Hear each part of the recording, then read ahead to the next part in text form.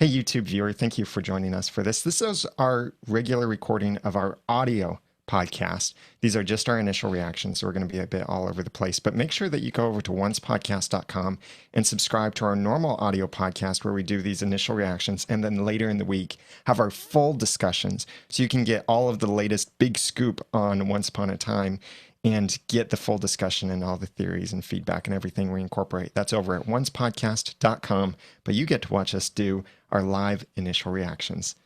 So here we go.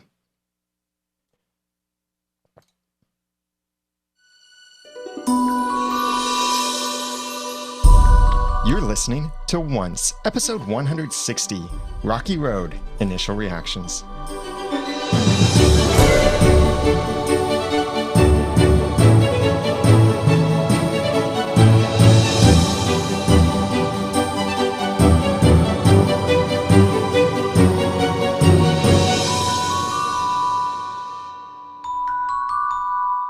Welcome back to another episode of Once, the unofficial podcast for ABC's TV show Once Upon a Time. I'm Daniel J. Lewis. I'm Jeremy Laughlin. And we're thankful that you have joined us for this. These are just our initial reactions. We're going to be a bit all over the place in terms of our thoughts and theories and stuff as we discuss this episode of Rocky Road. But in general, I liked this episode. As did I. I felt like there wasn't as much amazing stuff to this, but it is a building episode, and it gets me excited for where this season is going because it's not just, at least in my opinion, it's not just trying to blend Frozen into Once Upon a Time. And when you say a building episode, you don't mean that it took place inside of a building. Right. You mean that it's building to something. Right. And now we're seeing stuff like there's some special mystery behind the Snow Queen. It's just not as straightforward as we might have thought it was. Now, some people have nailed it on some of their theories, so congratulations to you. We'll give you a shout out in the upcoming episode. But you better not be so smart that you spoil it for me. That's all I'm saying. What did you think overall of this episode, Jeremy? I just enjoyed it. I don't even think it was terribly stuck in building phase. I thought it was just the story is happening.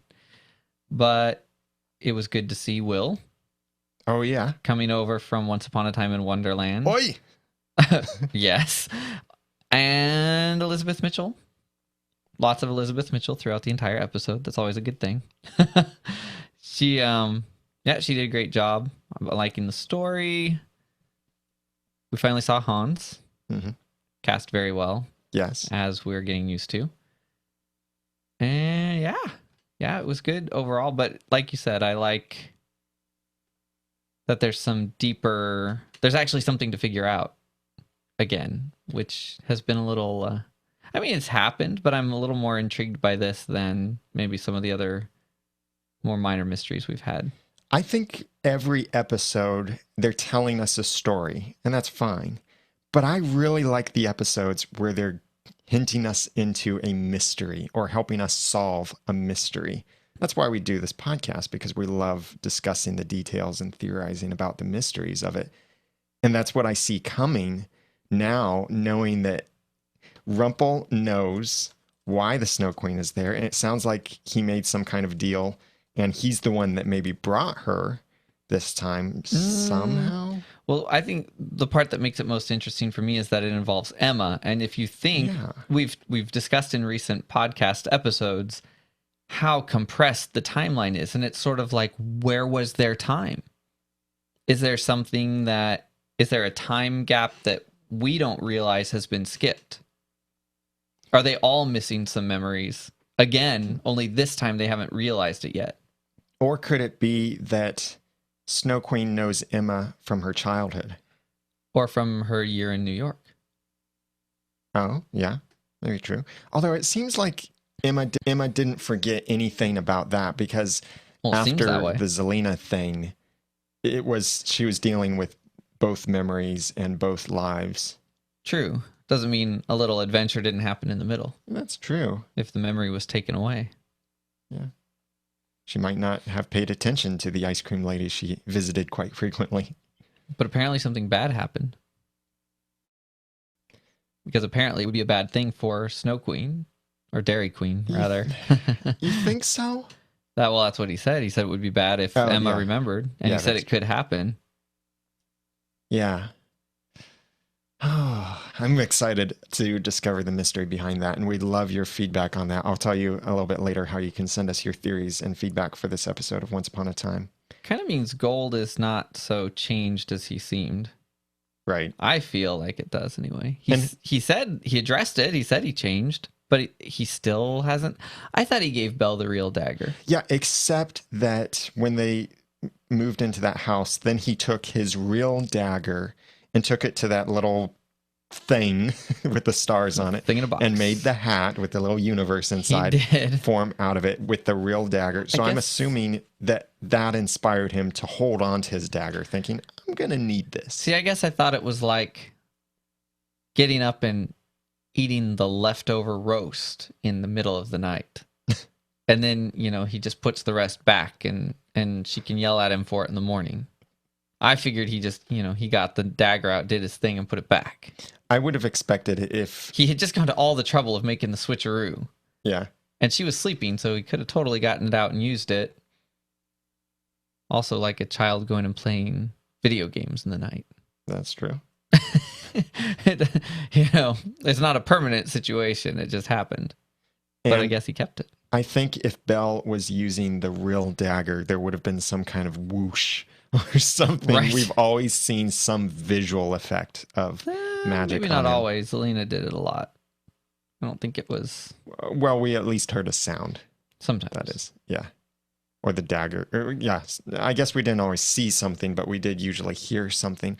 And so I think, yeah, Hook is onto him. But is this going to come out? Is Rumpel going to confess this? Or Why are we always asking that question? Is Rumpel gonna change? Is he gonna confess? Is he gonna do the right thing? Or is he gonna throw his grandson on a pile of rocks? That's just going to now be a metaphor for everything bad he ever does. It's kind of like... That was kind of his low point in my mind. Yeah. Was impaling his grandson on rocks. Thinking of impaling. Actively severing the rope on the swing. Yeah, true. In the process of doing. Well, anyway. Speaking of his grandson, Henry and Regina are now teamed up for Operation Mongoose. Yeah, and somewhere between episodes 2 and 3, they realized, hey guys, Henry's even older now. Let's just go with that. And they changed his wardrobe for the first time ever. At least it seems. I mean, they kept the red stripe theme, but got rid of the scarf. Mm-hmm. And he was acting older instead of trying to act younger than he is. It worked. I think it worked. But I like that they're going to follow clues to figure out who the writer is. So those are going to be clues that we're going to have to look for as well, I think. I'm going to hold on to this theory that the writer is someone we have not yet, but that the writer is going to end up being Yen Sid.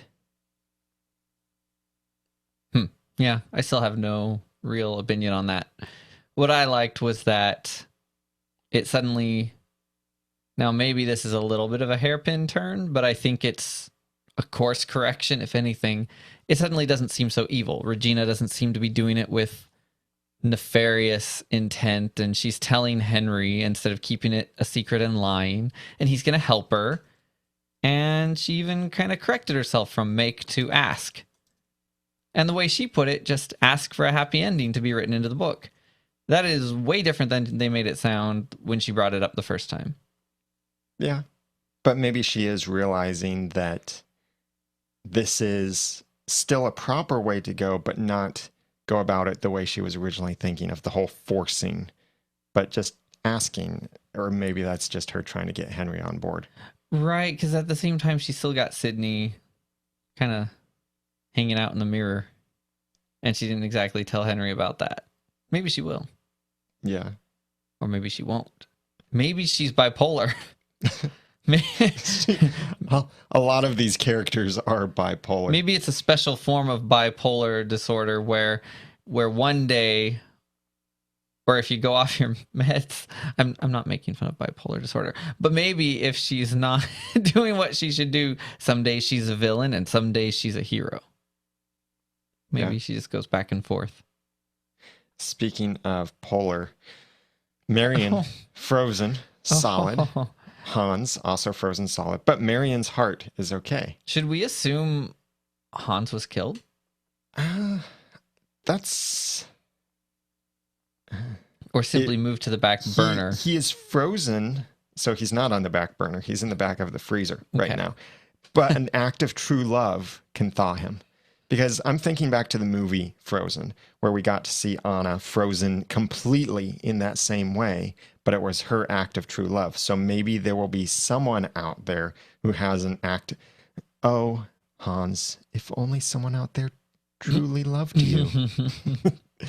Yeah, how's that taste, Hans? Huh? So the I urn think was cool. Nice little trick, making us think that the stuff was going to come out and get her, and it was actually Snow Queen, not Ice Queen. Apparently, her magic is snow, not ice. It's subtly different. Yeah, and she is supposedly the aunt to Elsa. That supposedly I understand now more based on some of the feedback we received on previous discussions about, I don't think ABC or Disney will let Kitsis and Horowitz mess with who Elsa's real mother and father are, because then you get into complications like, well, Elsa wouldn't actually have claim to the throne if she's not actually the king and queen's daughter. And it would break certain things about the Disney style and approach to stuff and really break a lot of tradition. So it made a lot of sense, some of the feedback that we received there. So thank you for sending that. And I do still have to question, though, how much is Snow Queen telling the truth in all of this? She lies easily. Yeah. She was like, they brought up Marion. She was like, it was an accident. She's like, no, it wasn't. I wanted to teach you a lesson. Yeah. Just turning right around like that. And yeah, it makes me question anything and everything she says. The snow is a lie. Especially now that we know that she's here for some special reason. And she has some kind of plan. Emma was finally awesome, magic-wise. Yeah. Man, she was wielding the magic. She was all like, crazy. Frush, and knock you out of the way. And then she was like, multi-touch gesture, and she rescues the guys from the ice. It was cool. Hey, speaking of rescuing from the ice, I want to thank some people who have helped rescue us from the ice and helping keeping this podcast going and keeping us warm. David Newland, Lisa Slack, Steve Johnson, and a new Patreon backer, George Farrow, and also Bridget J. Thank you very much for your kind donations. We really appreciate it. It keeps the podcast running, helps make things, well, it covers the expenses because it does cost a lot to run the podcast. So thank you very much. We're now up to 8 Patreon backers over on patreon.com. That allows you to support us on a per episode basis. So you can donate like even $1 or 25 cents per episode. And you can set a budget to say that even if we release 8 episodes in a month, you only will donate to 2 of them, something like that. You can also donate on an automatic monthly basis of any amount, or just an individual donation of any amount. You can find all of those options over at oncepodcast.com/sponsor. But thank you, David, Lisa, Steve, Bridget, and our new Patreon backer, and all of our other Patreon backers as well. Thank you very much. Thank you. That's oncepodcast.com/sponsor. So where did they get the name Snow Queen? Because they just started saying it suddenly. In the episode? Yeah. Emma called her that after she disappeared. I was kind of curious how they came up with that. Probably just the fact that she wields snow and decided, queenly. Hey, Emma, how about you? They didn't call Elsa an ice princess. Yeah, that's true. Though they could have. It wouldn't have been the biggest reach they've ever made. Yeah. Maybe it's just something like, hey, drama queen. Well, they call her Dairy Queen, which Yeah. I was like, beat you to it. They must have listened to this podcast. No, right. Unfortunately, they didn't get that idea from us. But that was a good call on your part.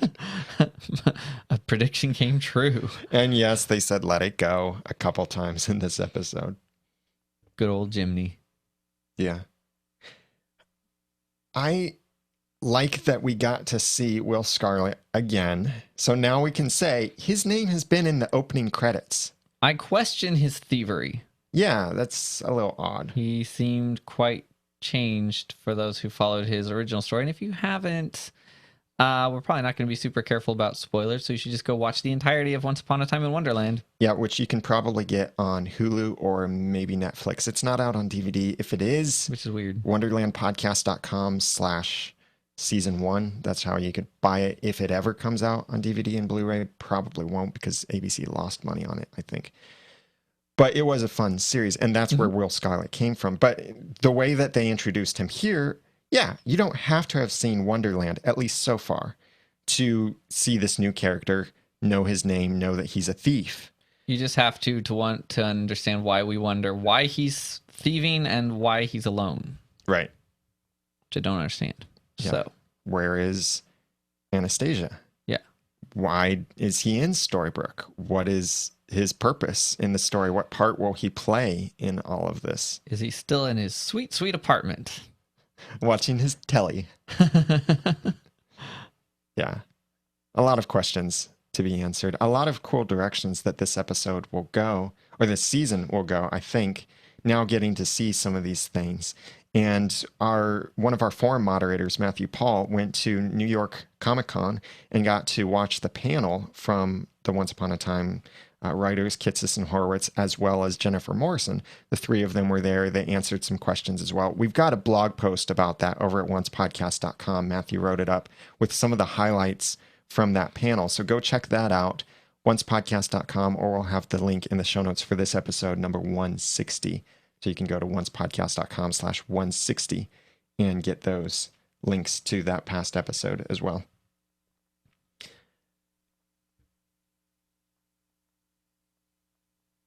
Was there anything else to talk about here?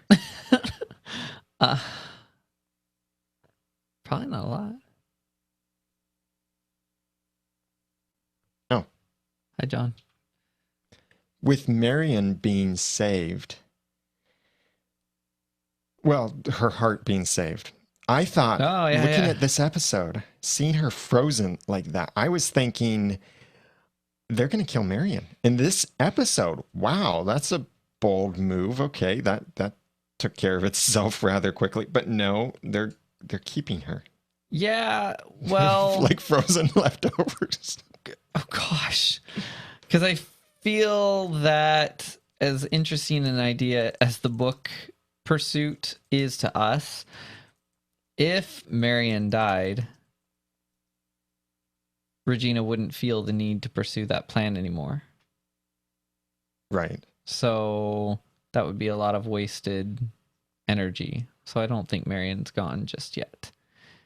But she is, now they're in an even more awkward situation for a little while. Hopefully they don't keep her on ice too long. Because otherwise then it's just sort of like the conundrum of the person married to someone who's in a coma, like a permanent coma. Only in Marion's case, she can totally come out of it. Yeah, and now Regina knows what we've all kind of suspected, is that she is now Robin's true love, which makes things really complicated, but I appreciate the honorable way she's going about this. Like, she didn't take that moment to just lay a big kiss on Robin. Right. And she is seemingly genuinely interested in helping Marion. I was really great. Trying to figure out if there's any chance Marion could hear them. No? That'd be kind of rough. Yeah. Yeah. I mean, you're frozen, then you gotta listen to that. It's not nice. You know, and going back to Regina's motive and wanting to rewrite the book, or not rewrite the book, but find the writer. Nowhere did she say she wants the writer to write her with Robin. No, she didn't. She just wants a happy ending. Mm-hmm. Which that's really cool. She's not saying, I belong with Robin. You are my destiny, or anything like that. Although she feels that way, she is honorably moving out of the way for now. I know there are so many opinions here and so many feelings going on with all of this. So many I feels. appreciate the honorable way that they're going about this, Agreed. telling this story, and with the characters, the way that they're interacting with this awkward situation. Time travel is so awkward. It is. Don't ever do it.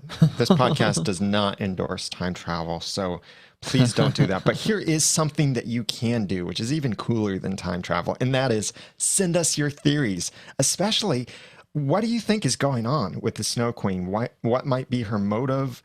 Where might Will Scarlet fit into this? Even if you didn't watch Once Upon a Time in Wonderland, we really want to know what you think. So email us feedback@oncepodcast.com and put in the subject line of that email the title of this episode, which is Rocky Road. And you can also call and leave a voicemail at 903-231-2221 or go to the website oncepodcast.com and send a voice message through the website on your computer or iOS device. And by the way, we do this show live on Sunday nights at 9:15 p.m. Eastern Time, 15 minutes after the episode. And we have our upcoming live initial discussion or complete discussion on Wednesday. And that's our regular schedule, Wednesdays at 8 p.m. Eastern Time. Both are at oncepodcast.com/live. I think something that's really cool that they're doing again this week, and we'll probably have something on the website about this after it airs, is they're showing us another deleted scene the day after on Good Morning America. So just like last week, they put that deleted scene up online, and I wouldn't be surprised if they do that again, and certainly there will probably be unofficially on YouTube somewhere, but we'll link to some official ways that you can watch that. Hopefully it will work in your country. If not, search YouTube and you might find it. But I think that's really cool that they're giving us these extra deleted scenes during the season. It's kind of like extracurricular entertainment, but it's not mandatory to capture. Kind of like other TV shows have said, well, you need to catch this piece of story from Twitter and this piece of story from our YouTube channel and this, and this won't make sense unless you read this graphic novel during the breaks. And although it would be kind of cool if they just put them on the website. Yeah, they really should, but they're trying to get more people maybe watching Good Morning America. It's like Good Morning Storybrooke. It is, but not as fun. No. So we want to have fun by hearing your feedback, your theories, as we have our upcoming live discussion and complete discussion of this episode. And we're going to try again, continue with the new format. We still want your feedback on that. Thank you for sending feedback so far. We've seen a pretty well balanced approach of what some of the feedback has been on our different idea of a format, and that is to approach each episode for our full discussion, looking at the main highlights and really discussing the details of those main highlights instead of breaking it down scene by scene. So we'd love to hear from you. What do you think? Which method do you like that we've done? And we'll be doing it again this week where we'll break it down by a main theme approach. And then after that, maybe make a decision whether to keep going that way or to try a different format. But your feedback is always important to us, because sometimes we'll decide to talk about something because you sent us feedback. So again, that's feedback@oncepodcast.com, or call and leave a voicemail at 903-231-2221. Or you can also go to the website Clean Comedy Podcast. Or you can also go to the website oncepodcast.com and send a voice message right through the website to us on your computer or iOS device. And we would love to hear from you to include your feedback in the episode. Please connect with us on Twitter as well during the week as we tweet interesting discussions from the forums and ask you questions, share cool things on Twitter @OncePodcast. And you can follow each of us individually on Twitter. I'm Daniel J. Lewis on Twitter @TheRamenNoodle. I'm Jeremy Laughlin on Twitter @Phlegon. That's PHLEGON. Please comment on the show notes for this episode as well and let us know what you thought of this discussion, and give us your feedback for upcoming episodes of Once Upon a Time. You know what? This is going to be edited. I'm stalling for time. Like, what's happening? Working here. Oh. So YouTube, you get to see a behind the scenes of how we normally do this. If you're still watching, that is. Hey, if you're still watching this, how do you like my sniff? Make a comment below this comment video about my sniffing on YouTube, because I know audience retention is different on YouTube. So you're getting to see the behind the scenes. Audience retention? Is that like water retention? Kind of. Or, never mind. Okay, let's try this. You can retain a lot of things. Let's just say that. Let's try this again. Please follow us on Twitter at Once Podcast, and I'm Daniel J. Lewis on Twitter at The Ramen Noodle. You're not going to do it? I don't know what's happening. Okay. I thought you were stopping again. I'm just going to jump to the end. I was about to, and then you started the music over. I thought you were doing a take 3. Lost the timing. Behind the scenes. Glamorous. So, John, thank you for cleaning this all up.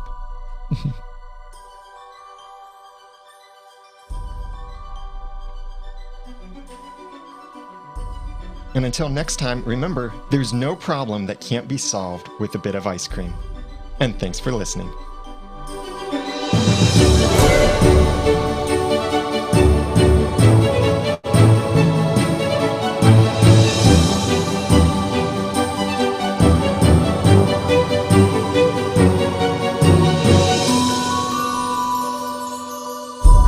Once Podcast is a proud member of Noodle.mx Network.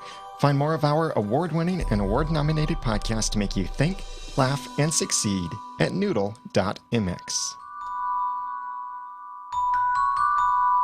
Big thanks to our sponsors for this episode of Once Podcast. If you'd like to be one of them and help make the podcast awesome and keep it going, then please go to oncepodcast.com/sponsor.